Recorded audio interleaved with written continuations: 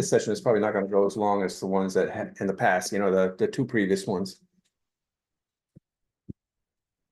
But I imagine that we'll probably have a lot more Q&A at the end of this one than we did at the others.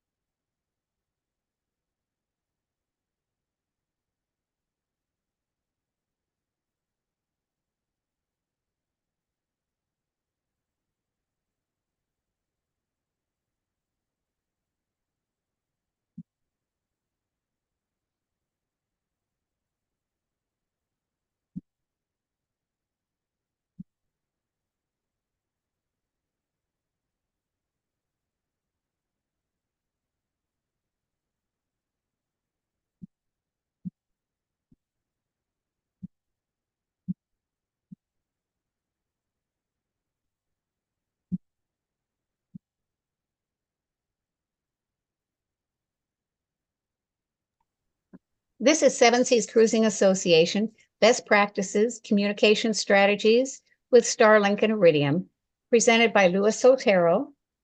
It is February 22nd. We will start at 7 p.m. in 2 minutes. Thank you.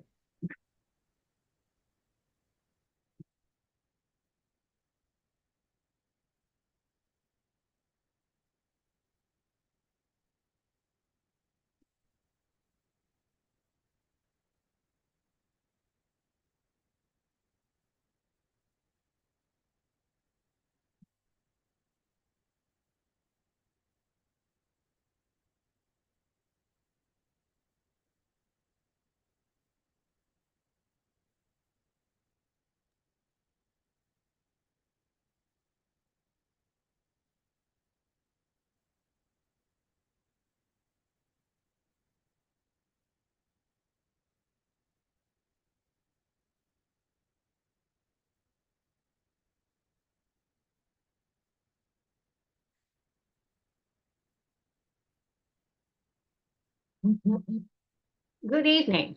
This is Seven Seas Cruising Association, Best Practices, Communication Strategies with Starlink and Iridium. It is being presented by Louis Sotero. This is February 22nd. It is 7 p.m. Marine engineer Louis Sotero has developed communication strategies for offshore use, and he presented his strategies during the Seven Seas event, or GAM, in 2023. The audience requested a repeat presentation. He answered questions on applications used, installation concepts, and much more.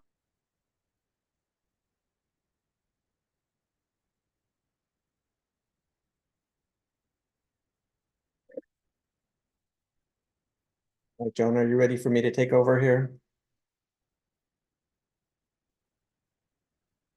We have questions. We have question and answer. I have a question from Adam Lurie. Does a data hub need to be mounted in a certain orientation?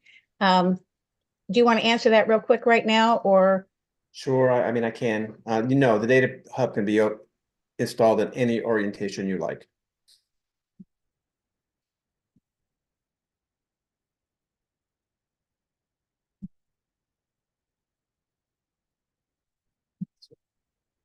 Take over the screen here, if you don't mind. Are you seeing my screen okay? All right. I'll go ahead and start. Yes. Yeah, okay, great. I'll go ahead and start. My name is Louis Sotero. I am the lead developer of the PredictWind Data Hub. This is the third in a series of 3 talks that I've been giving every Thursday. This one concerns communication strategies with Starlink, Iridium, and LTE cell phone, and again, connected to the PredictWind Data Hub. There's a common thread in all these talks, which is the Data Hub. In the first talk, if you haven't seen these, you might want to go to the SCCA website and take a look at the YouTube videos. On the first one, we presented Aquamaps and the data hub and using it for safely traversing up and down the ICW. The second talk, which was last Thursday, was on the data hub itself and many of the features, including a new feature that was released this week called Over the Horizon AIS. And then again, this talk will be focused mostly on satellite communication. I'll say before I start that I myself am a cruiser. I've been doing this since 1992. Bliss, my boat is there on the screen. And all of the technologies that I'll be talking to you about today, I have on my boat and have had for many, many years. I've been a Starlink user for over 2 years now. And of course have not one, but many Iridium systems on board, as well as LTE and cell phone. So let's go ahead and get started then. And we'll have the presentation, and then at the end, we'll have a Q&A, and I'm sure that many of you will have questions about Starlink and how to install it and use it. So here's the agenda for today's talk. We're going to jump right into Starlink and talk about Starlink. Then we will talk about Iridium. We'll talk about cell phone and LTE and how that plays in this equation. And then talk about communication strategies for offshore and nearshore communication. And of course, using the data hub to tie all of this together. So we'll start with Starlink. So many of you, of course, all of you probably know what Starlink is. Starlink is a high-speed internet with, as of last week, 5,726 satellites launched, and almost 5,000 of those active and providing service right now. The internet speeds vary pretty much depending on what kind of plan you have, but typically you see at least 10 megabits, up to 200 megabits. Sometimes you see higher than 200 megabits, but usually between 10 and 200. Most typically, especially on the lower end plans, right around 10 to 20. They offer a high performance mobility dish, which we'll be discussing on this talk. They offer a Gen 3 fixed dish, which we will talk about as well. They talk about they have a standard actuated Gen 2 dish, which we'll discuss as well. We'll talk about installation and power considerations, price plans, and dishes to be announced or to be TBA yet and coming. All right, so before I start jumping into the hardware and how to use it and the different plans and so forth, let's talk a little bit about Starlink. Starlink uses low orbiting satellites. They're around 400 kilometers off the surface, and there's a lot of them. This is a screenshot from a website that tracks the satellites, and you see that there are many of them. And they orbit around the Earth, so they're not stationary. On this particular chart, you see also ground stations. In order to be able to use Starlink, your communications from your vessel has to hit a satellite, obviously, but that satellite needs to make landfall someplace on land. Now, as we move into the plans, there's really two kinds of plans. There's coastal or regional plans, and there's offshore plans. And the big difference between those plans is going to be something called cross-linking. So if you look at this layout here, and you see some little green hexagons on the chart. Typically, if a satellite is within one of those green hexagons, then you and a ground station are within the footprint of a satellite. So a satellite can basically be a mirror in the sky that takes your signal, bounces it off that satellite, and gets it to a ground station. So for all of the coastal plans, and all the inland water plans and all the residential plans basically are based on this one hop or this mirrored type reflectivity off of the satellites. Once you move offshore and move away from these areas, these hexagons, then what happens is there's no way to get a ground station under that satellite. So the Starlink uses laser crosslinks to transmit your signal originating on your boat across the heavens over to a satellite that happens to be over a ground station to then make landfall. So Starlink charges more money for that, and in the global plans or the offshore plans, basically you're enabling this cross-link service. So I just want to make sure that you understand how that works. Now, although they, looking here, you've got these green hexagons that basically say where you have the ability to have local connectivity without doing cross links.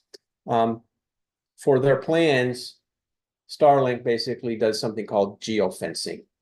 They define areas very close to shore that they cut the service off. And so if you were, for example, in the old days, traveling between Florida, Miami, and the west end of Grand Bahama, you could probably make that crossing without losing satellite signal.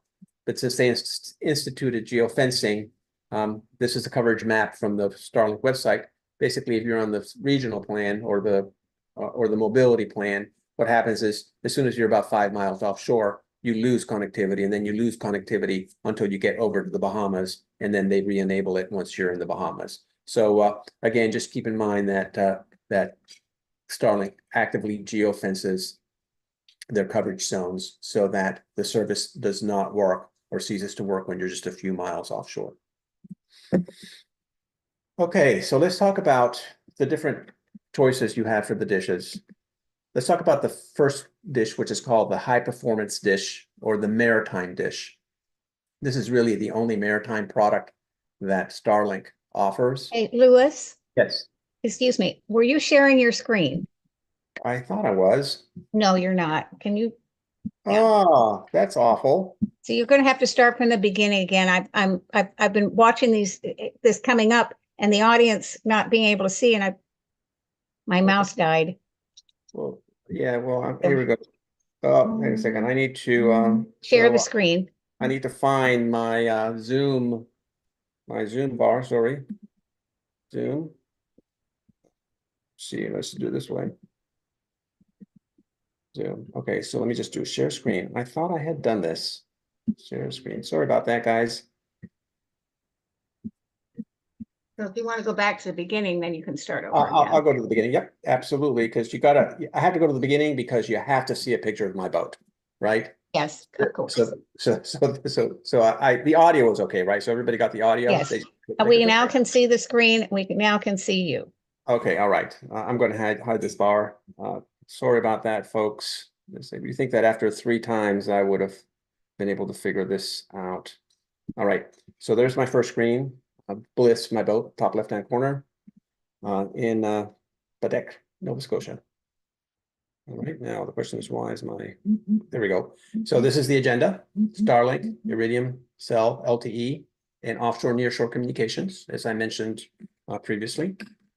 And this is my introductory slide to Starlink, which basically talks about the different number of satellites that have been launched, the internet speeds, 10 to 20 megabits typically for us, but as high as 200 megabits for the higher plans. High performance mobility dish, standard Gen 3 dish, we'll talk about that. Standard actuated dish, we'll talk about that. Installation, power considerations, price plans, and a portable dish, TBA. All right, so this is the graph that I was talking about with that displays the satellite location. This is a screenshot of one of these satellite tracking websites. And as you see, there's many, many Starlink satellites. And I was talking about the green hexagons that are along the coastline and inland. And then you see the little white dots, they are the satellites and they're numbered. And the distance from the Earth is listed along with them, so the orbits. And then you also see on the land, you see these little circles with little, little Wi-Fi signal, a little RF radiation signal on them. Those are the ground stations. And so typically, if you've got you and a satellite in the same footprint of a ground station, so typically in these green hexagons, then you will have basically direct connectivity to the ground station, and you're not using cross-linking. So all of the regional plans and the home plans and so forth, the RV plans, the mobility plans, they all depend on you being within you and a ground station being within the footprint of a specific satellite. Once you move away from the green hexagons, then what happens is you have to do cross-linking. And so satellites that are out in the middle of the Atlantic Ocean will basically use lasers to shoot the signal from your vessel across the sky, the heavens, over to a satellite that happens to be near a ground station, and then make landfall. And they can choose, like say, they're using lasers, so the communication is pretty instant, and they can choose any satellite over any ground station. So they've got quite a choice in their routing. Now, as I was saying, in the old days, before they instituted this cross-linking global plan, you could actually do a passage from Florida to the Bahamas and have connectivity most of the way, if not all the way, because again, you're within a specific ground station for that entire region. But since then, and this is a map from their website, they've instituted geofencing. And the geofencing artificially cuts off access to the service when you're about 3 to 5 miles offshore. So although in the middle of a passage from West Palm Beach over to the west end of the Great Bahamas, you ostensibly should have coverage, Starlink does not allow that and basically cuts you off. And so you lose coverage as you go over. But once you get to the Bahamas, again, you have coverage. And if you look at this map, you notice that you'll be using probably ground stations in Florida. I don't see any listed in the Bahamas. I'm not sure if they have one. I think they do, but it's in Nassau.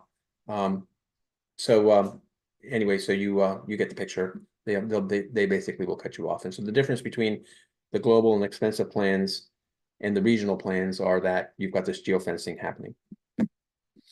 All right, so let's talk about the high performance dish. As I mentioned before, the high performance dish is the only dish that is approved for maritime use. It also happens to be the only dish that is FCC approved for mobility. All the other dishes that we'll be talking about are not approved, are not FCC certified for mobility. Now, this dish is big. There it is. It's basically almost 2 feet by 2 feet. It's expensive. It costs $2,500. It's very efficient and works very well. It has a 140-degree look angle, so it can be installed flat, and it has a cone that comes off of it that has a 140-degree angle, and that cone will basically use any satellite with this, which is in this view. But it's a power-hungry little puppy. 100 to 150 watts. And that's 100 to 150 watts AC, which means that you need to run an inverter to convert your DC house battery power to AC, to then have the AC converted back down to 48 volts DC and then sent to the dish. So there's loss in that conversion. And so 15 watts, 150 watts at 12 volts really looks like 15 amps at 12 volts DC. I don't know about you, but that's a heck of a lot of power. My refrigeration, which includes 2 refrigerators and a deep freeze, consumes a lot less than 150 watts. So so this dish, it takes a lot to run this dish. And I say that for us in the cruising community, it's really not an option. Which brings me to the standard dish. So this dish came out a few months ago. And when you go to the website, you've got basically 2 choices: the maritime dish or this dish. We'll talk about the Gen 2 dish in a minute. And so this is kind of the replacement to the Gen 2 dish. It's a lot smaller than the maritime dish. It's still 2 feet by, it's 1 foot by 2 feet. So, fairly large, but, manageable. It costs $600, which is more reasonable.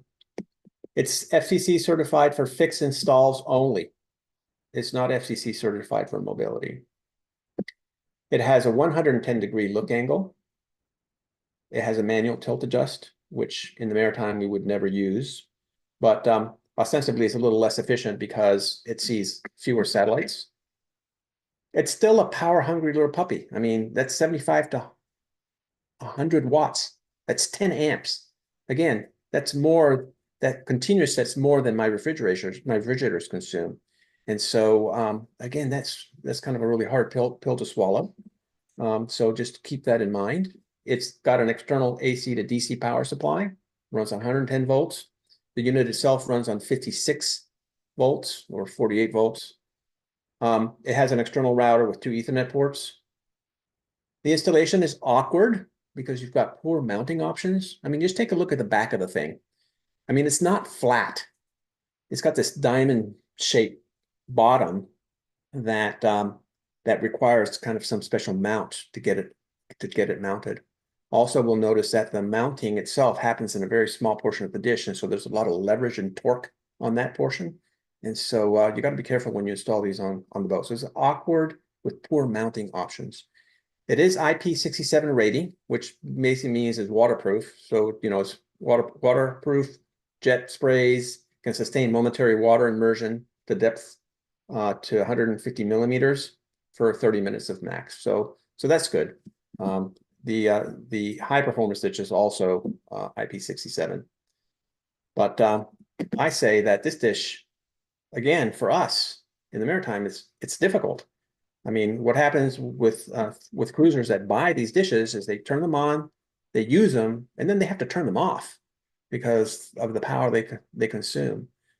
We'll talk a little bit about conversions. I mean, there is a way to convert this to DC, but again, even when you convert this dish to DC, it still consumes way too much power. So that comes to the standard actuated dish. Of all the dishes right now, this continues to be my favorite dish. Just know that they've pretty much discontinued. So it doesn't look like Starlink is manufacturing these anymore. You can still buy them in some, when you go to the website to check out, in some regions, the dish is still available. I just went on eBay. You can buy them on eBay. You can buy one used. But just know that if you want to buy one of these dishes, you probably need to act on it pretty quickly because they're limited and they'll go away quickly. They're smaller than the other two that I mentioned at 20 inches by 12 inches. They cost $600. Again, it's not FCC certified for mobility. It's FCC certified for fixed installs only. It has a 100-degree look angle. So again, not quite as efficient as the other dishes. It comes with motors, and we'll talk about that because we don't care about the motors. The stock unit, which runs on 120 to 240 volts AC, consumes 50 to 75 watts. So still a lot of power. Well, that's 7.5 amps at 12 volts DC, give or take. It has an external power supply. It's Wi-Fi only. If you want Ethernet, you have to buy an external adapter. The installation can be a little awkward. It's IP54 rating, which means that there's potential for failure there because it's not waterproof. And again, it's not available for retail. So let me just address a couple issues here. Let's talk about FCC certified for mobility. The FCC has not certified these dishes for mobile installations. Now, what that really means is it means that if you have this dish on a platform that's moving inside of U.S. territorial waters, then you're not in compliance with the FCC regulations. Now, most of us really don't care that much about it. What we care is about service. And Starlink has determined that if your vessel is moving at less than 10 knots, then your vessel is not moving, and therefore they won't discontinue service. If you're moving at faster than 10 knots, then they consider that you're moving, you're in violation of their service agreement. They'll turn it off while you're moving faster than 10 knots. And when you stop or slow down, they'll turn it back on. Now, for most of us in displacement hulls, I'm a 7-knot boat. This has never, ever been an issue. And so I use my Starlink up and down the coast all the time and have never had discontinued service because I was moving while the boat was moving. So just keep that in mind. All right. So let's move on and talk about the next dish, the Starlink Mini. The Starlink Mini has not been officially announced. Elon Musk in January, in one of his talks, mentioned that this was coming later this year. We know the size. It's basically 12 inches by 10 inches, so a lot smaller than the other dishes. We have no idea, however, on what the power consumption is, or we can guess that it's going to be between 30 and 50 watts because we're going to assume that it's going to be battery powered since it's designed for backpackers and mobile in mobile operation. But again, we don't know. Nothing has been announced. mounting options. Again, we know nothing. Price, no. Availability, no. But we don't even know if it's non-actuated. In other words, if it's a fixed. But we can pretty much guess that it's going to be some kind of flat panel with maybe a little tripod on the back to kind of aim it in a direction of the sky for efficient use. And it's probably going to be DC powered because I'm going to guess it's going to have a battery. And for us on boats, this is probably going to be the dish that we're going to want. But again, we don't know anything about it. So until then, really the only option in my book is a standard actuated dish with some modifications. All right, so let's talk about mounting options. So this is a friend of mine that has a Krogan 48, and he didn't follow my advice. He didn't buy the standard actuated dish. Shame on him. So he went ahead and bought the standard dish, and he's mounted it on one of his arches. But take a look at what that looks like. So if you look at the bottom screen, you'll see that, again, you can't mount this flat, so you have to have some kind of mount that basically accommodates this odd shape of the unit. And so he bought a mount, and it's kind of elevated and mounted there. That works fine for trawler. I can't imagine that you would probably want that on a sailboat. I can see a line getting wrapped around that and yanking that right off of your, your instrument tower on the back of the boat. And again, you have this slide-in connector that slides into the back. And so these mounts have to, hook into these units this way. Now, Star Mount, which is a company that makes mounts for the different Starlink dishes, has one that lays flat, and you just put the dish into this holder, this mold that makes it flat, and then you put a top on it. Now that basically makes that dish about 4 inches thick. So much thicker than a solar panel. It is flat, but it's just kind of a bulky thing. And so if I were to buy this dish, I would probably go with a mount like that, just so that I wouldn't have to worry about getting anything caught under the dish or having a lot of wind push and pull on that connector on the bottom of the dish, which is fairly fragile. All right, so mods to reduce dishing mods to reduce power and make the installation better. And so we're going to be talking about the actuated dish. Now I should probably had a slide for the standard dish, and I don't. For the next time I do this presentation, I will. But there are DC conversion packages. The ones that I've seen, for example, have a box that slides into that triangular portion, or that trapezoidal portion where the tripod is, and just clips in there and provides Wi-Fi and power. So Star Mount, I think, has one of those. In that particular install, there's no Ethernet, so you just give it 12 volts, and so the router is built into the dish itself. It's hard to get an external DC conversion kit for these because the amount of power that you need to push through the wire is quite high, and so you need quite a bit of wire, and you need quite a large DC to DC converter down below that will deal with the long runs to the dish. And so I haven't seen any in the marketplace. That's not to say that there aren't any coming, but I haven't seen any 12 volt to 56 volt DC converters that will put out 200 watts, which is basically what you need in order to power this dish up. All right, so let's go back to the actuated dish, which, as I mentioned before, is my favorite dish at the moment. So you can reduce the power down to an average of 25 to 30 watts. And I have done this. So on my boat, I started out with, the AC powered thing and running it. So I have 1,200 watts of solar panels on my boat, and we're totally neutral on our power consumption. But when I installed the Starlink, what would happen is we would go into deficit every day because the unit wants basically 50 to 75 watts without the modification. So for us, that meant running the engine, which we hate to do on our boat. So that was kind of irritating.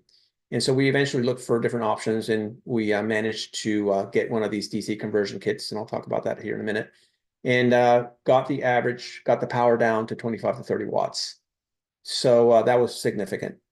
The other thing we did was we disabled the motors. So the actuated dish comes with some motors in it. When you put it in some kind of holder. It tries to point itself to the portion of the sky which is least congested for better performance.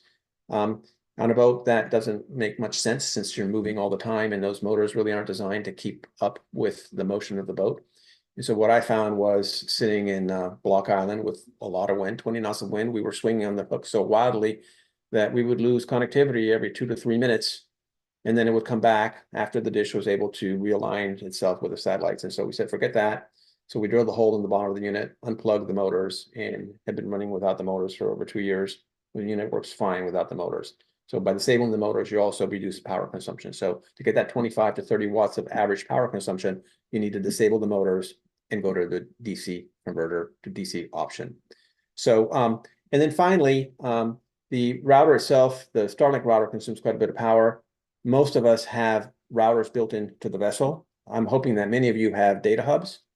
And so we want to be Ethernet connected to the Starlink so that we can use the data hub or the PEP link or whatever router we have on board with Starlink. And so, so on my boat, I basically converted the DC power converter also converts to Ethernet. I got rid of the Starlink router itself. It's not a particularly great router anyway, and then basically use our own router on board. So let's go through some of these. The top left-hand corner. So this is my DYI DC power supply. I mean, if you Google DYI DC power supplies for Starlink, you'll find instruction recipes on the internet. This was done with about, I don't know, $75 worth of Amazon parts.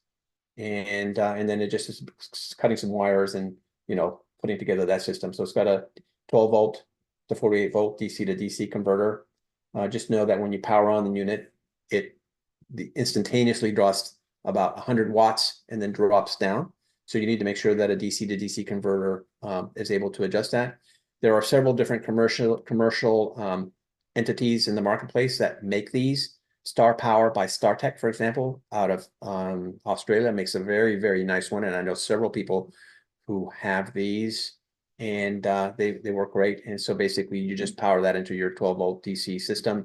And then there's 2 Ethernet connectors on it. One of them goes to the Starlink.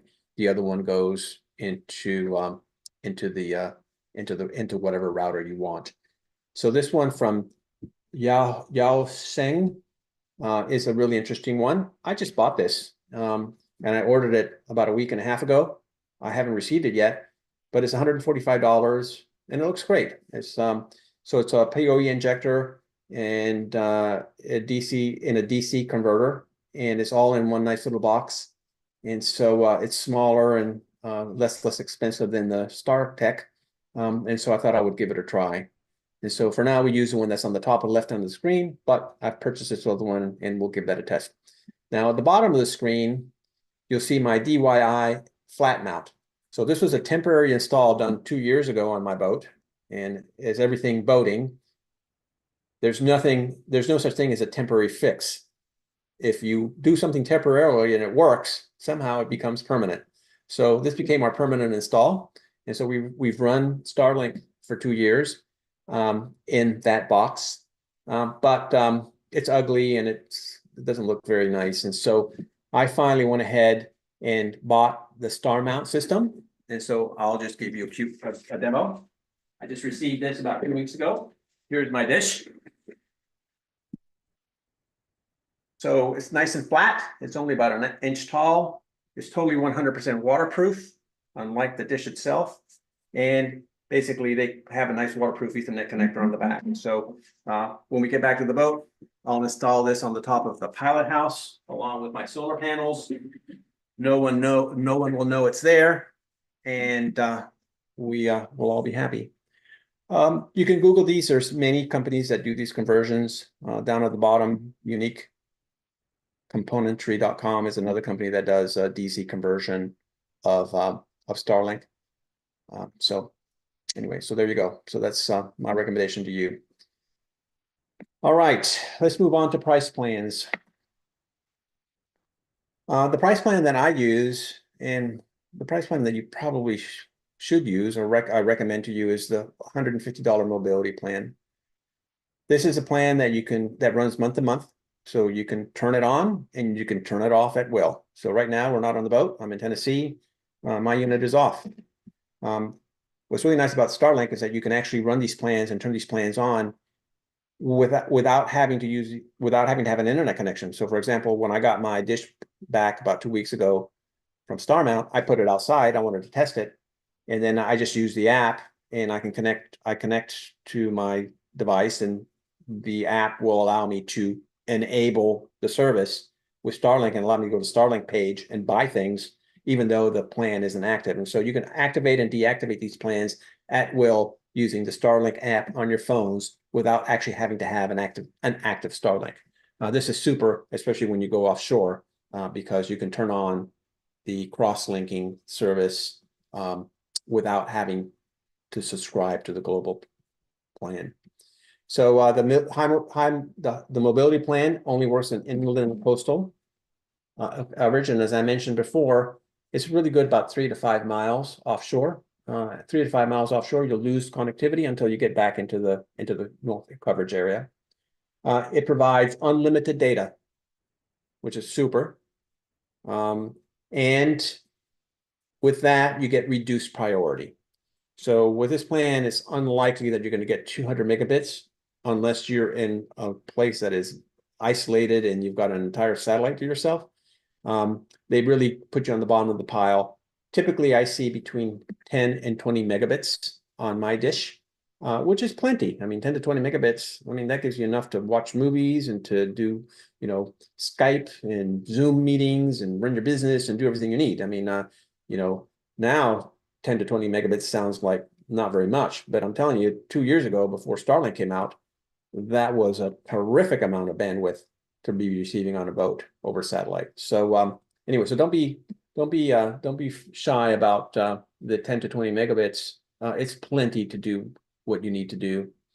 Now, when you're offshore, if you have to have coverage, for example, you're doing that crossing to the Bahamas and the kids are bored and you really want to watch a Netflix movie, you can just go into the app and you can opt in to cross-linking.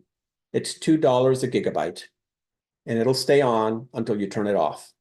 Now, I caution you, because $2 a gigabyte is actually pretty cheap, but a high def streamed movie is about 5 gigabytes. So you're looking at $10 to stream that movie. And if you forget to turn off your coverage, then your automatic updates and all the things that are happening in the background will consume, and you will end up with bill shock. So I've known boats that have ended up with $1,400 bills, totally unexpected. And so I caution you that if you turn on the global coverage opt-in option, that you monitor that very, very carefully, because you could end up with a surprise bill. All right, now there's a $200 global mobility plan. Now let me get back to the mobility plan. The mobility plan works in the continent of your home region. So if you're in the US, like we are, like I am, then that means that the mobility plan works in Canada, the US, Mexico, and basically all of the Caribbean until you get to Trinidad. Once you get off and you go to Colombia, for example, if you're in Cartagena, then at that point you're no longer considered to be in your continent, and therefore the plan will not work. So you have to go to the global mobility plan. The global mobility plan is $200 a month, and it will provide you coverage everywhere that Starlink has agreements. So Colombia, no problem. Panama, no problem. Now, a thing to keep in mind, and this is something that came up just most recently, is that Starlink doesn't have agreements with all countries in the world. So there are countries that try to protect their telecommunications infrastructure by prohibiting Starlink. So you're not supposed to be using Starlink when you're in those countries. All right. So I think Tahiti was one that was mentioned to me just most recently. So typically the countries are pretty flexible. You're coming in on a boat and they'll let you run it and they'll turn away. But when you install your Starlink, my recommendation is that you keep it a low profile and don't stick it out there where it can be really visible and obvious if you're going to be visiting these countries, because Yeah, in theory, you're not supposed to be using them there, and they could confiscate them until you leave the country. All right, the global plan. Now, the global plan works everywhere the regional plans work, and they also work with cross-linking. Now, there's a couple rules here. With the global plan, you get 50 gigabytes of high priority data. That's data at close to 200 megabits. And that data, that plan, that 50 gigabytes gets consumed whether you're near shore or inland or you're offshore. So it doesn't matter whether you're using crosslinks or not. The high-speed gigabyte goes away first. Now, if you're coastal, then after the 5 gigabytes goes away, then you basically go to the mobility plan and you get unlimited data at reduced speed, just as if you were on the mobility plan. Offshore, what happens is you use your 50 gigabytes and then you're billed at $2 per gigabyte. So it's not an opt-in. I mean, it basically is postpaid. It's a postpaid account, and they just bill you, and at the end of the month you have this $2 charge.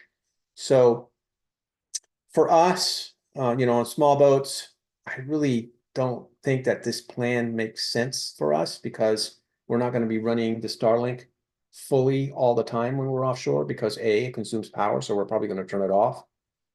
And two, we've got this $2 per gigabyte, and we're worried about bill shock. So again, we turn it off.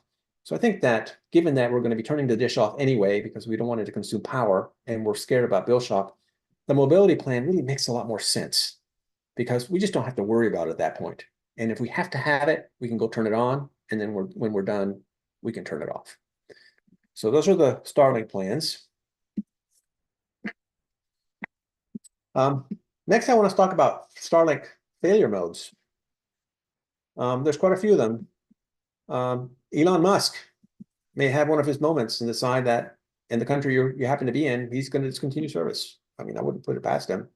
He's done strange enough things, and so something to keep in mind. If you're looking for stability, I'm not sure that Elon Musk is an asset in that column. Starlink is run by teenagers, so policies change without notice. And this is the big frustration for us because we never know what they're going to do. We don't know when their new equipment is going to come out. We don't know what kind of certifications it's going to have. We don't know anything. Pricing, they change without notice. And so especially in the early days, before things stabilize, it was difficult. And so I've given this talk now 3 or 4 times. And every time I give this talk, I have to take a day and go review everything because stuff is changing all the time. It's a privately held company, so they just make decisions and make changes with 0 or no notice. For the actuated dish, which is the one that I showed you, unless you have it in a star mount enclosure, it's IP54, which means that it's possible to get water intrusion in it. If you look at the bottom of it, you'll actually see some pinholes that are, I guess, designed to release heat. And so in rough weather, or if you pitch pole, or if you have a lay down, or if you have a rigging failure, then and that dish hits the water, it's all over. You need power to run it unless you've gone to a DC conversion. So again, you could have an inverter failure or some kind of AC power failure. You could have a battery failure on your boat, and again, that would put your Starlink out of commission. If you have to abandon ship, you're not taking your Starlink with you. In heavy rain or otherwise poor atmospheric conditions, I think we did 2 or 3 cyclones last season coming down from Maine. And it doesn't work. So you're not going to be watching your movies when you're under a big squall. Outside of coverage area, not able to use mobile phone to change plans. Again, that's one mode of failure. And then of course you've got the bill shock and potential for overusage when on a global opt-in plan. So for all those reasons, I think it's really important to have a backup satellite system if you're doing offshore passages. And so the one that makes sense is Iridium. And so we'll talk about the different Iridium options right now. So there's 3 of them. I should have put a slide in here that mentions all three of them. Sorry about that, but we've got the Iridium Go exec, we've got the Iridium Go, and we've got something like an inReach, and I'll talk about all three of those. Let's talk about the Iridium Go exec. The Iridium Go exec's been out for about a year, a few months, and it's the newest and greatest in the Iridium lineup. It's easy to install and it's portable. It consumes 5 watts when it's running, so that's really super nice. It's battery powered. It has global coverage. It's IP67 waterproof. It has a built-in GPS with a SOS button, and which provides connectivity to geos. So if you have a problem, you can push the button, and that will call for help. It offers voice and internet. The data speeds, of course, are a lot slower than they are for Starlink. It's 100 kilobits per second to download data versus 10 or 20 or 200 megabits. It's run by a very reliable provider that has been stable for many years, providing data services to our community. And it has flexible airtime plans. So I don't know if you've ever seen one. I should have had one ready for you, but I've got one sitting right here. Basically, here it is. So it's pretty small. I'll just open the box and think. I thought I was going to open the box. No, I mean, I'm sure this should just slide out. Let's see if I can push that. There we go. I got it. I got it.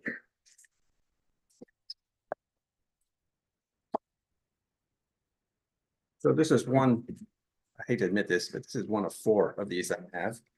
Of course, I'm a developer, so I get to have them in the shop and so forth. But so this is one for my boat. So this is it.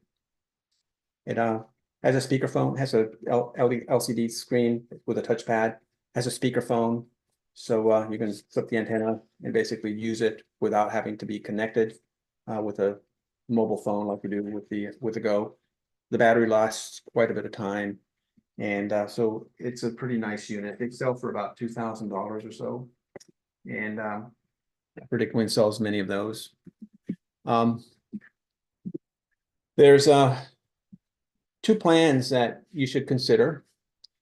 If you're using Starlink, then probably the emergency plan is all you really need. So if you're going to be doing an offshore passage and you have this Iridium system as your backup system that you use for weather and email and other services, or tracking, you use for tracking when you're offshore and you have to turn off your Starlink, you can use the emergency plan. The emergency plan is month to month. There's no activation, so you can actually have it off. Now you're going to do an offshore passage, you turn it on, you run it for a month, you turn it off. The SIM card does not have to be replaced when you activate and deactivate this. So this is different than it is for the Go. So it's really super nice. You can just, if you buy from PredictWind, for example, you can just go to their satellite portal and say, turn it on. And then it's on for a month and then turn it off. The emergency plan is $70 a month. It includes 5 megabytes of data, 5 minutes of voice, and additional voice and data are billed monthly as needed. So 5 megabytes of data is more than enough to do your tracking. So you could just have the Iridium Go exec running, doing your tracking while your Starlink is off, and then you turn it on. You do whatever you need to do with Starlink, get your weather, watch your movie, turn it off, and then like I say, have your tracking website updated with this emergency plan.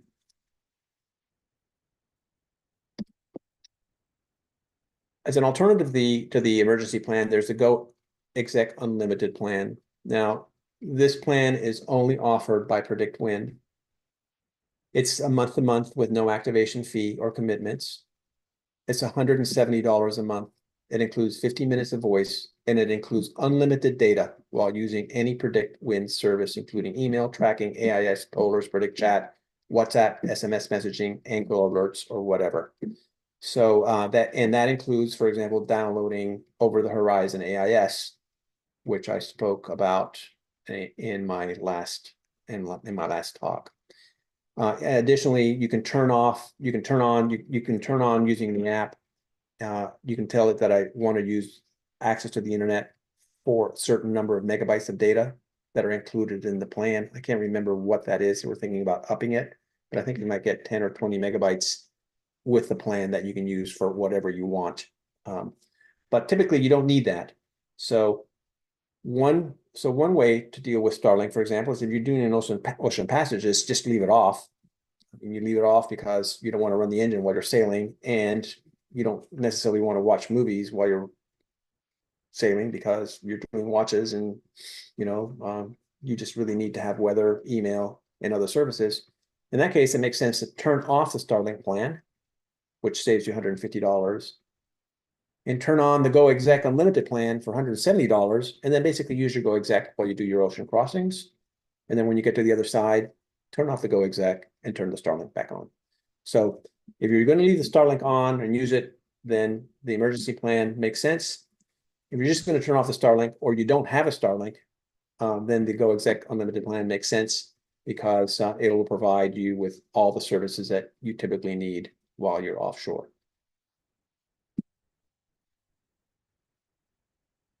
All right, so the Iridium Go. The Iridium Go is, I mean, many of you have Iridium Go's already. It's a viable product as a backup to Starlink. You can buy one fairly inexpensively. You can buy them used on eBay.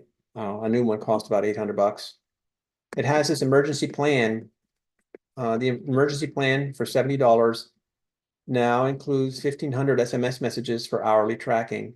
So again, as with the Go Exec, you can buy this monthly plan for $70 and then use your Starlink on and off, but then have your tracking happening real time. It's part of this plan. You also have the unlimited plan for $154 a month. So again, you could turn off your Starlink and then use it exclusively. Now this is a lot slower. This runs at 2.4 kilobytes per second, whereas the Go Exec runs at 100 kilobytes per second. So the Go Exec is about 50 times faster at downloading your email, your weather, and so forth. But it's an unlimited plan, so you've got all the time in the world. You can just go ahead and just wait for those grid files to come down, and basically activate and deactivate as you come. Now, unlike the Iridium Go Exec, every time you activate and deactivate a Go, you have to replace the SIM card. You can't use the same SIM card. Now, we've been battling with Iridium for years trying to remedy that. And Iridium has agreed that it would be a really good thing to remedy that. And so they're working and proposing different schemes, but apparently their billing system is such that is not an easy task. So I'm hoping that in the future, hopefully this year, we'll be able to activate and deactivate Go Iridium Go's the same way we do with the Go Exec. But just know that if you do have a Go, you should get several SIM cards so that you can activate and deactivate the unit and then replace the SIM card every time you do. All right, the Garmin InReach is a perfectly good backup as well. They retail for $300 to $400 or so. They have global coverage. They provide SMS text messaging. They have an emergency button. You can do vessel tracking with them, and you get an unlimited plan for $35 a month. So you can track your vessel and do SMS messages and whatever for $35 a month. So that's really very good value. It's small. You can put it in your ditch kit. So depending on the model, you may need to have a mobile phone or not. But again, it's a reliable satellite communication device that you can use in the case of an emergency. Now, the Iridium Go and the Go Exec plans, the emergency plans are $70 a month. The InReach plan is $35 a month. Now, you basically get the same thing with Go and Go Exec at $70 a month. So that's unlimited tracking, SMS messaging, blah, blah, blah. But with those other devices, you also get voice. So if you have an emergency, it's really nice to talk to the emergency coordinators or to the doctor on the other end. And so you have to think if that's worth $35 month to month. Again, you enable it, you disable it. I mean, I think it does. I mean, I think I'd rather, if I'm having an emergency, I'd rather pay the $70 and have the ability to actually use the voice than pay $35 and not have the ability to use a voice. But in any case, that's a decision that you need to make. So just know that it just basically costs twice $70 to get the same services on a Go with an emergency plan that you have on the InReach with the addition of voice. All right, so this is a picture kind of my setup. Although I'm not using the Starlink router that is listed in the picture, but many of our customers use a data hub to connect to Go exec and then Wi-Fi tether to the Starlink router. And the reason they do that is that they don't have to make any modifications. They're using the stock product. They're not voiding the warranty on the product by taking a saw and cutting off the bottom of it and then eliminating the router. So that's a viable option. And in my installation, of course, my installation looks exactly like this, where I have an Ethernet connection going to the Go, and then I have an Ethernet connection going to the Starlink. And then the data hub will automatically manage the routing. So when the Starlink comes online, you Wi-Fi connect to the hub, you do traffic over the Starlink. When you turn the Starlink off, then it's no longer available. So you run your offshore app, or you run your predicament email app, or your predicament chat app. The tracking app runs on the hub itself, and it will talk to the Go exec and then basically manage that connection for you. So you have automatic failure between the two without having to go move a bunch of wires or Wi-Fi connect to a different hotspot when you turn one off or turn the other one on. Also, I didn't mention, but one difference between the Go exec and the Go is that with the Go, you have a tracking app that's built into the Go. So you can actually do tracking without having any external devices. You can just tell the Go to send tracking position reports. They'll go to the predicament website and show up on your predicament website or whatever tracking website you're using. The Go exec does not. So if you want tracking with the Go exec, you need to have a data hub, because that will basically, the GPS in the data hub or the interface into the N2K network will acquire GPS information and then send that over the Iridium to your tracking portal. The same is true for Starlink. Starlink, of course, doesn't have a tracking app built into it. So if you want to do tracking, again, a data hub. So one reason to have a data hub is for the tracking. And then, of course, another one is for this automatic failover, where you can just use one Wi-Fi hotspot on your boat and then move around. Now, I also have a phone plugged into the USB port on this data hub. Now, I went out and I bought a dedicated, inexpensive Android phone. This is actually a Google phone that I use specifically for LTE or cell phone internet on the boat. Well, why would I do that if I've got Starlink? Well, let's talk about that. Now, before I move over there, what's really nice about this setup is that, so I've got three interfaces. I've got three devices. I have a Starlink, I have a Iridium Go, and I have an LTE cell phone that are all capable of providing the internet.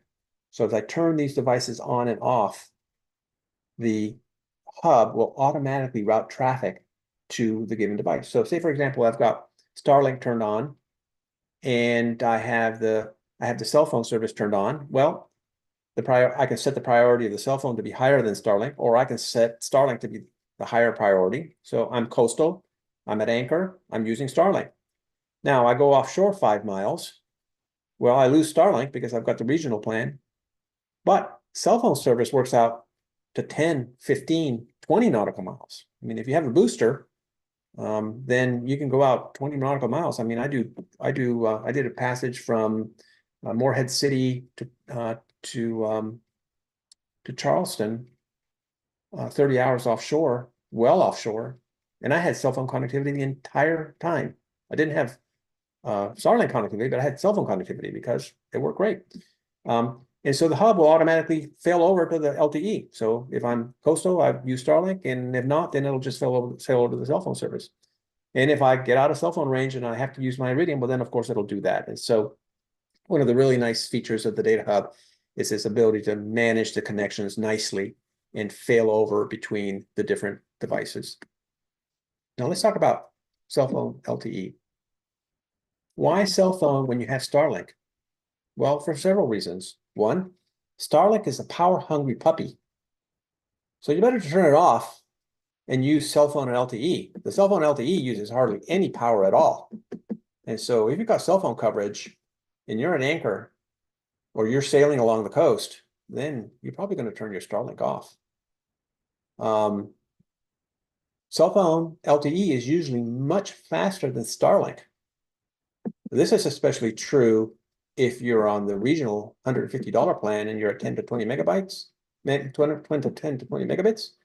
You can see much faster rates than that, and we'll see in a minute how much faster. Cell phone provides coastal coverage of 20 nautical miles, as I mentioned. Starlink is only about 5. And cell phone LTE services could cost a lot less than Starlink. So let me tell you that in our trip down the Intercoastal Waterway this year, I don't think we used Starlink at all. I mean, I paid the $150. I'm not sure why. I should have just discontinued it, but we just kept it off. I just used my cell phone because we had amazing cell phone coverage all down the coast. And so, if and given that you can turn Starlink on when you need it, it could be that a cell phone solution might be a better solution for day-to-day cruising, and then have your Starlink installed and off. And when you get to that anchorage or that passage where you need the coverage, just go online with the app and turn on Starlink for the month, pay the month, but then turn it off when you're done and just use cell phone. So here's some comparisons on speed. Now, I use this plan from visible.com.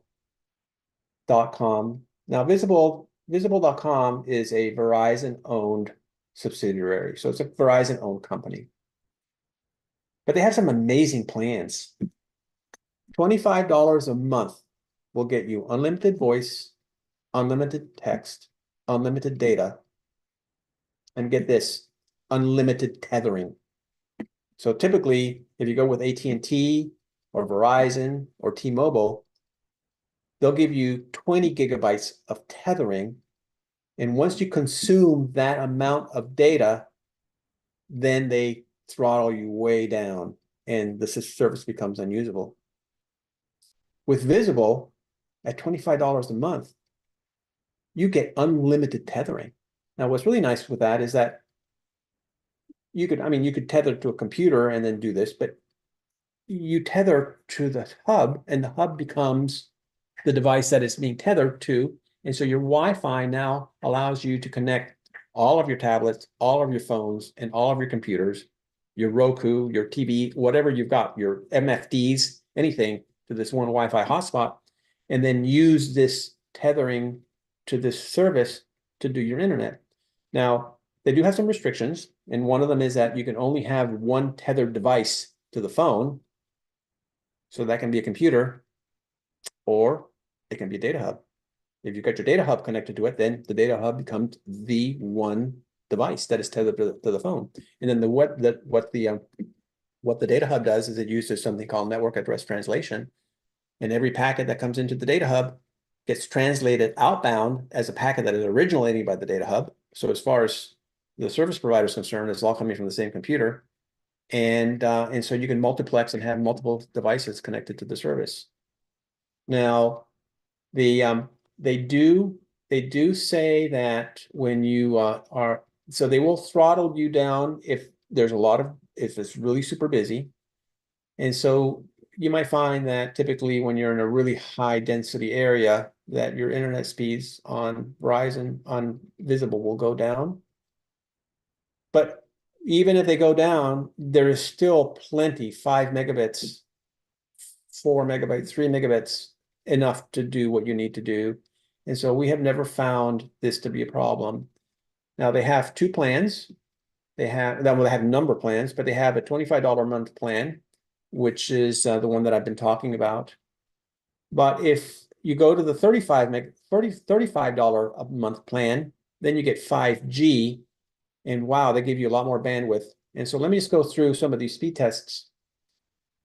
$35 a month plan is the one that we use. We find that $35 a month is a lot cheaper than the $150 a month that you pay for Starlink. But take a look at these speeds.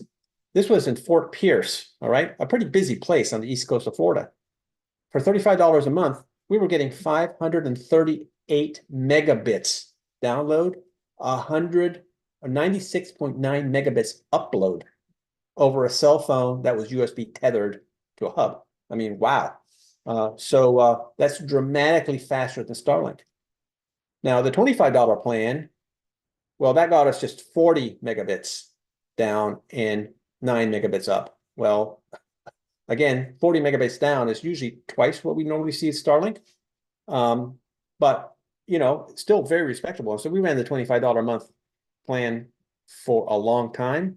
But what we found is that if you pay the $35 a month, then when you're in really crowded areas, they don't throttle you as much. And so you have high speed connectivity at all times. And so the last onto the right here, you'll see Starlink. So this is all in Fort Pierce, $35 a month on my inexpensive Android phone, 538 megabits down. On my iPhone with a $25 plan, $40 megabits down. And Starlink, 16.7 megabits down and 9.98 megabits up. So again, LTE in this particular instance on a very crowded coast in Florida basically outperformed Starlink. So don't discard LTE. I think that is still a very, very viable option for most of us. Okay, so strategies for vessels with Starlink. Use PredictWind Data Hub to manage your automatic routing between Starlink, Cell, and Iridium Go Exec, as we've mentioned before. Turn off Starlink when not in use offshore to save power and reduce the possibility of bill shock. Use Iridium Go Exec with the emergency plan for tracking if doing short passages. If you're doing long passages, then you might want to go with the Go Exec unlimited plan and just basically turn off Starlink for that passage. Strategies for vessels without Starlink. Well, use a PredictWind Data Hub connected to an Iridium Go Exec with the unlimited plan. I mean, that really makes sense. That's 5 watts of power. The antenna is small, easy to install, and it consumes low power. It's on all the time, and it provides you global connectivity for your passages. So summing up, if the lights come on, if the engine starts, if the toilet flushes, if the internet works, then all is well on my vessel. And that concludes my talk. I am sure that there'll be some questions.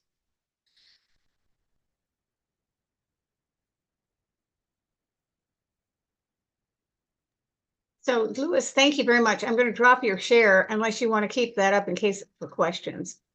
Either way, you can drop the share, and I can reshare if we need to show something on the screen. Okay. So we have questions, and I have one that's anonymous attendee that's got a really good question. But let's look at the first question, who is from Alex. I understood that you can change your home region when I signed up. And Alex, I'm assuming you're meaning for Starlink. Right. So initially, when Starlink 2 years ago, before the roaming plans, you had to have a home region and you had to say what your home region was. Now I used Starlink for 2 years with my home region defined as Maryville, Tennessee, because once they start the roam plan, right, the roaming plans, then you're basically out of your region and your Starlink works. Now the big thing is that if you're out of your region, then of course they reduce the speed a little bit, but it's a lot easier than having to go and change your home region every time you move the dish, which is what we had to do originally when we had Starlink 2 years ago. So the answer is you define a home region. This is the first time ever that I've had Starlink in 2 years in my home region, and I'm not using it. We've always used Starlink outside of our home region.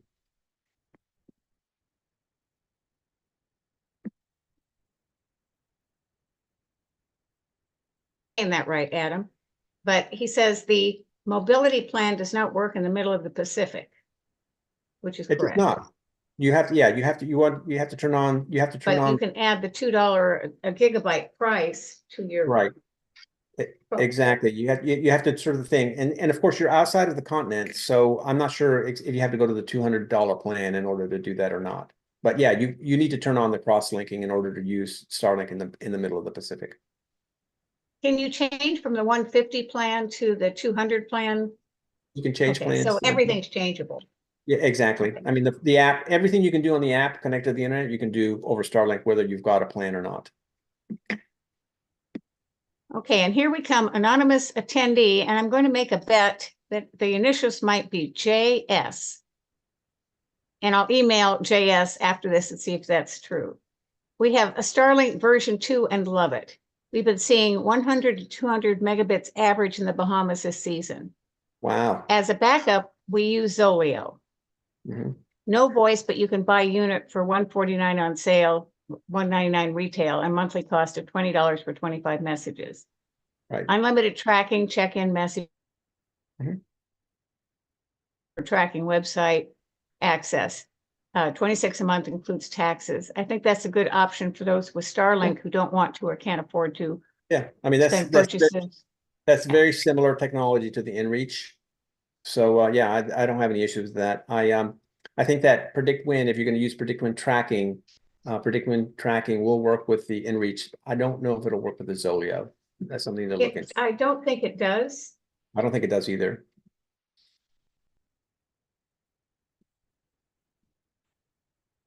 But yeah, no, I agree with you. That's a perfectly good option.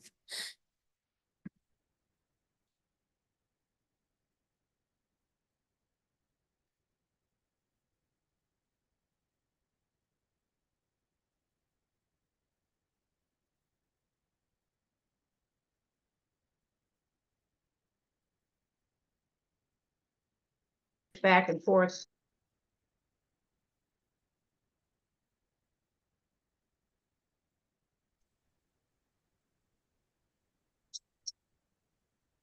I might have lost you. My internet dropped and is up again.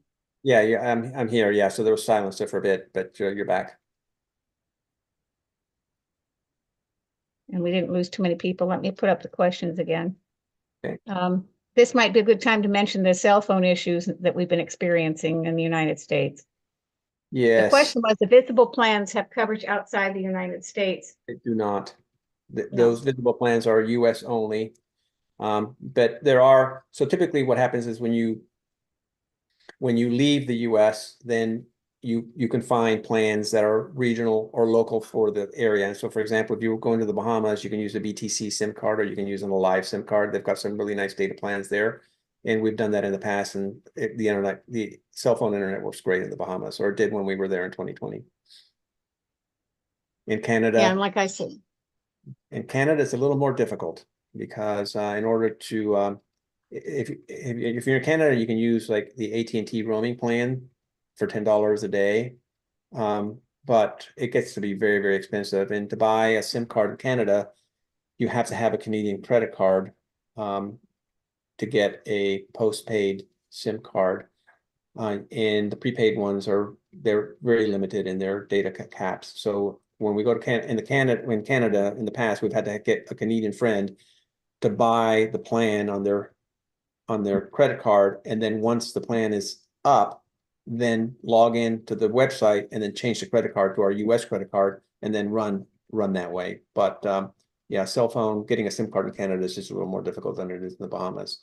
But yes, I mean, there's different strategies, but yeah, the visible plans only work in the US. and again, if you get a SIM card that has I've lost you, Joan.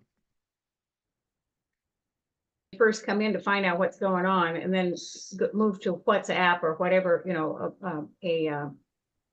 internet-based voice over IP or something if you really want to talk to somebody. But you still have to be able, when you first come into a country, I always like to be able to talk to somebody because we always need to for some reason. Right. Well, this is where Starlink is so great because it works everywhere, right?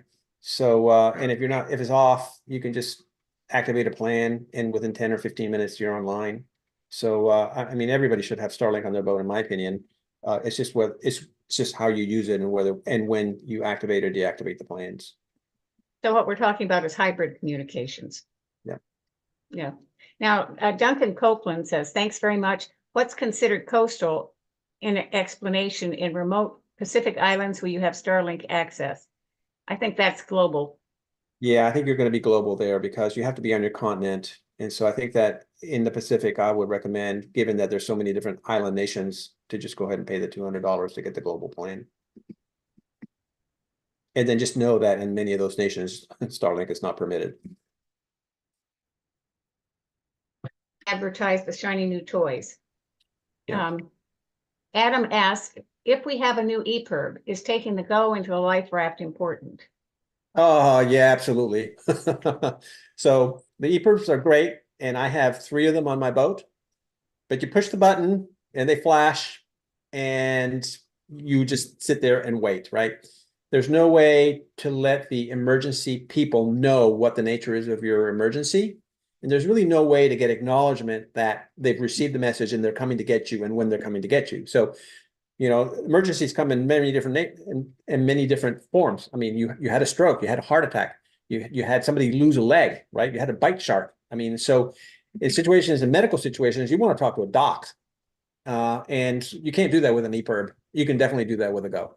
And so I have to tell you, now I can tell you, now this is where I tell you a personal story, right? So here I am. I was in San Blas, and back then I was using backdoor email. And I was diving, and I came back to the boat, and I lost all the feeling in my left arm. So everything from my shoulder down to the end of my fingers, totally 100% numb. And I thought that I had gotten decompression sickness and that I was going to die. So at that point, I could have turned on an EPIRB and maybe somebody would have shown up to pick me up. But I was able to get on my email service, and I was able to communicate with Divers Alert Network, which I'm sure you're all familiar with. They got a doc on the line right away, and he walked me through my symptoms and said at the time, we've got the helicopters ready to come pick you up. They're fired up. They're in San Antonio, and they'll come pick you up. You want us to do that? But we don't think you've got decompression sickness. We think that you've compressed a disc in your neck and that you're going to be fine. So I said, oh, okay. I'm not going to die. Great. I'll go back to fishing. Joan, I think we've lost you.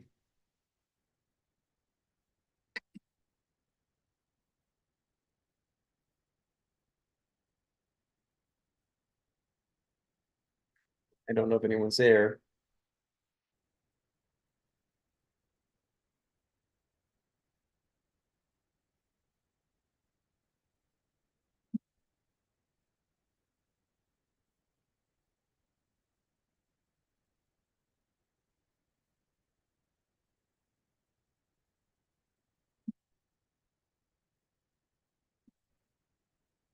Well, we seem to have lost Joan, so I'm not sure if oh, are you back? Yeah, my internet is bouncing up and down like crazy. I have no idea. I apologize for that. Anyway, yeah, so I ended my story. I don't know if everybody got it, but basically the bottom line is that being able to talk to your emergency services person is absolutely critical, and it's definitely worth the $70 a month. Now he's asking, Alex is asking, can you download Gribs to the Garmin InReach? The answer is no. And then Joshua Rome says, are you familiar with Google Fi? And is that a potentially good option for outside the US, specifically in the Caribbean? I am familiar. I don't use it, but I imagine that it would work just fine over Starlink. I use Wi-Fi calling over Starlink all the time. So, I have my Visible account and I just use Wi-Fi calling. So, that works great.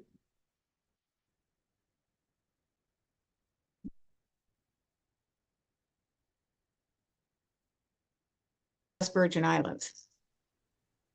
Yeah, I miss that, Joan. Do the mobile plans work in the US Virgin Islands? I think for cell. Yeah, that US territory that works for Starlink. It's a US country. So all of the Caribbean, all the way to Trinidad, is considered to be part of the $150 region. It's only when you get when you get to Venezuela, and Colombia and, that coast that you start having issues with the regional plan and you have to go to the global plan. Yeah, and if it's a cell issue, it's each territory has its own cell carriers, but a lot of our cell companies do have agreements with those areas. You just have to ask. They do, and typically they're fairly expensive. But back when I was roaming, I like the AT&T plan because the AT&T plan was $10 a month, $10 a day for whatever plan you had. So if you had a high cap plan, then you paid the $10 and you got all of the services in your standard plan while you were roaming. And But I got- that's the last of our questions. Mhm. This has been recorded. This will be up on SSCA's YouTube channel. And you can find the YouTube channel, either a link on the SSCA website, or I will try to pull down the email addresses that have attended and send a link to you. But thank you very much, Louis. Good explanations of how things work. And I am sure that we'll have more questions. We have another question already. Okay. Anonymous attendee, thank you so much. And thank everyone for listening. And I hope that's answered some questions. We have another thank you from Robert. And Well, it's really appreciated because this is, you're doing this as a labor of love, Louis. well, you're very welcome. Like I say, this is the last of a 3-part series. I enjoyed doing it, and I hope that you find all of these very valuable. And I'm sure that I'll be doing some of these again in the future. So until then, I wish you guys happy sailing and good luck and happy communications.